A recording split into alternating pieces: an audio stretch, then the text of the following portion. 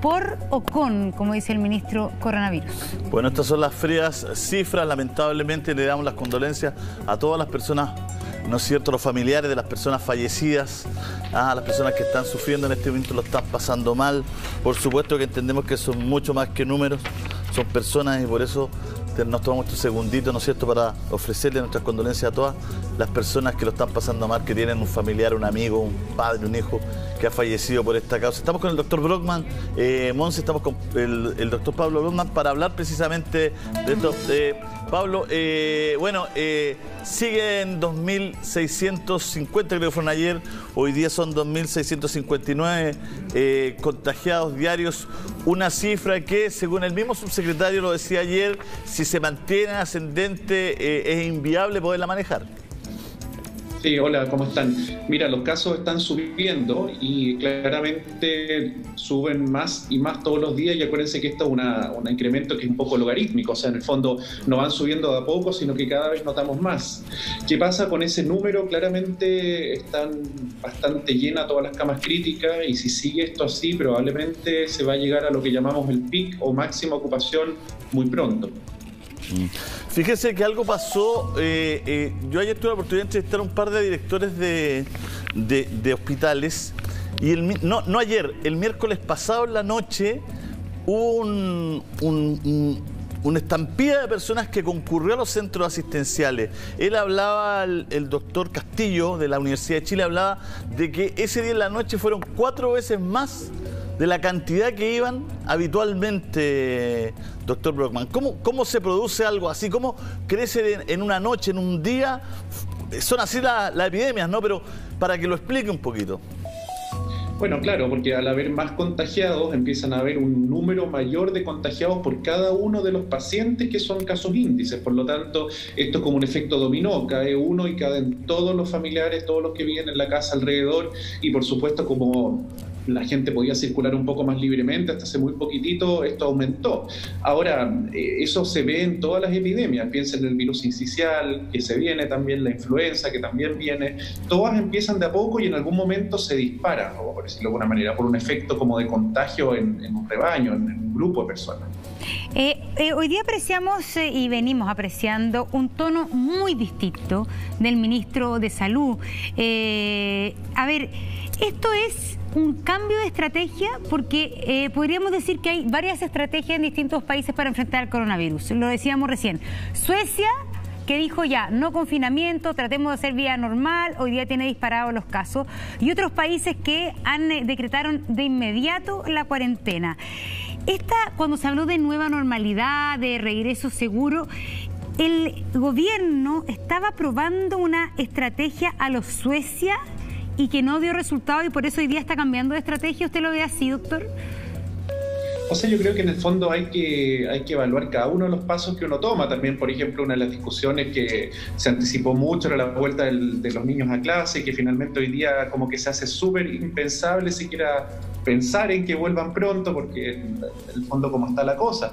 A ver, la estrategia esta sueca de dejar en el fondo que el libre albedrío y que todos se contagien y vida relativamente normal es sumamente difícil o riesgosa, porque en el fondo uno no tiene la certeza de la vacuna o de medicamentos específicos, por lo tanto corre un riesgo de colapsar el sistema de salud, que era lo que siempre se previno.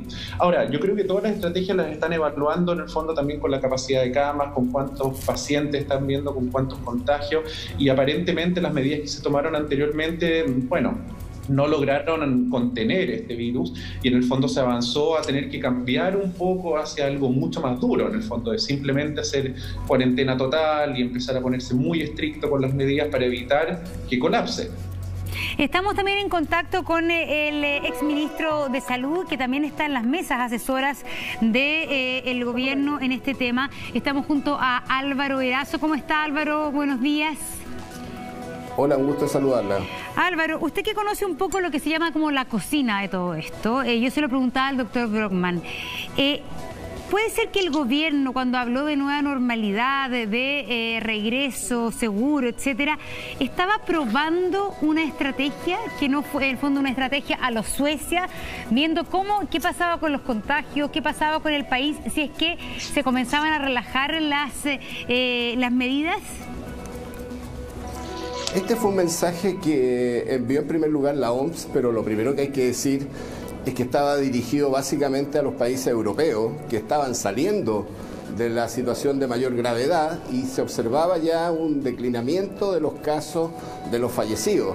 Pero en el caso nuestro, la región y el continente de América, estábamos en pleno enfrentamiento, alza de los casos y por ende ahí hay una inadecuación del discurso, ya de haber tomado, por así decir, el discurso que iba dirigido a los países europeos y haberlo aplicado a los países de América, del continente, y tanto es así que hoy día los países de América tienen más casos y todavía con una curva en crecimiento que los que tuvo Europa al finalizar ya y declinar los casos hasta el día de hoy. Entonces es indudable que la asimilación de este mensaje no tiene nada que ver con la realidad chilena.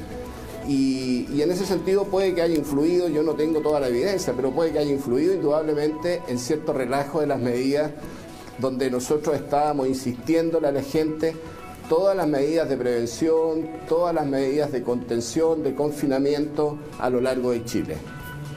¿Se puede adecuar tanto el discurso en pandemia de una semana para otra? ¿No hay que tener una estrategia más larga? Lo pregunto así, desde la ignorancia total, porque si se hace una meseta ahora, no vamos a estar en una semana y media más con la nueva normalidad y los nuevos malls abiertos y las nuevas entradas a clase. Y si después crece, no se puede hacer nada. Entonces, no hay que trazarlo. Sí, afortunadamente creo que todos al final del día dicen no hay que bajar la guardia.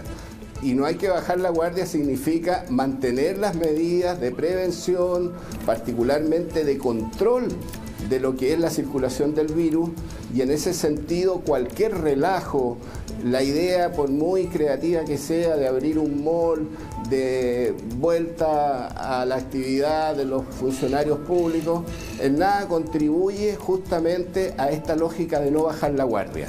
Todos íntimamente queremos volver a una situación de normalidad, pero desde el punto de vista de las políticas públicas, uno tiene que enviar mensajes súper claros, con plazos bien establecidos y sobre todo con indicadores que nos permitan decir estamos volviendo a la normalidad, independiente que internamente uno pueda programar una vez que esos indicadores de salud pública demuestren que estamos bajando el número de casos, la presión asistencial y otros indicadores que se utilizan. Por supuesto, ahí podemos empezar a hablar ya y a prepararnos concretamente para volver a la normalidad.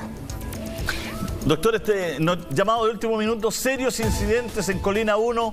Está Rafa Cavada ya en ese móvil. Lamentablemente se vive una situación de emergencia en Colina 1. Ahí estamos viendo, al parecer, las primeras informaciones son de un posible incendio.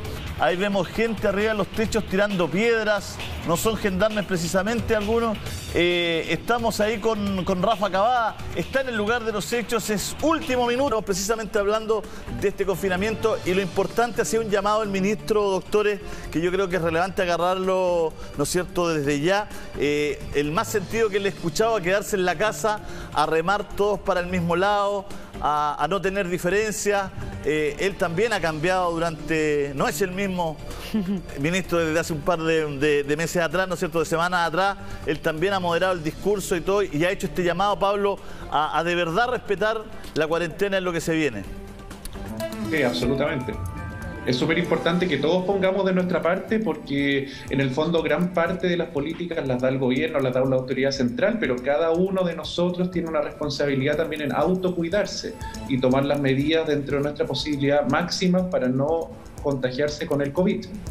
Yo creo que todo el mundo se pregunta ahora, ¿cuánto va a durar esta cuarentena? Si uno ve los ejemplos de Francia, que se está como desconfinando de a poco, bueno, estuvieron 2 meses encerrados. Y se lo pregunto a Álvaro Erazo, porque me imagino que también la autoridad calcula más o menos cuánto aguanta la economía, cuál es el criterio sanitario. Se habla mínimo de 2 semanas, es posible que también se esté pensando en un mes, incluso en 2 meses, como algunos países de Europa, doctor Erazo. Sí, lo primero es decir que si esto no lo abordamos hoy día integralmente como país, vale decir, las instituciones públicas, el Estado, el gobierno, los servicios de salud y la población, y asumimos que cada uno de nosotros tiene que jugar un rol y tiene que asumir el liderazgo y la responsabilidad desde la familia, los municipios, las juntas de vecinos y el país en su conjunto, no hay decreto que sea útil para doblarle la mano al virus. Entonces, la única posibilidad que tenemos es, sobre todo ahora, es el momento, y la decisión va a depender de la actitud que cada uno de nosotros tome. Por supuesto, voluntariamente, también con... Sí, pero si no le hacemos caso a esas normas, doctor va a Erazo, fracasar. esperen un segundito que tenemos un problema con su transmisión. Sí. Vamos a arreglarla y le hacemos la misma pregunta a Pablo Brockman.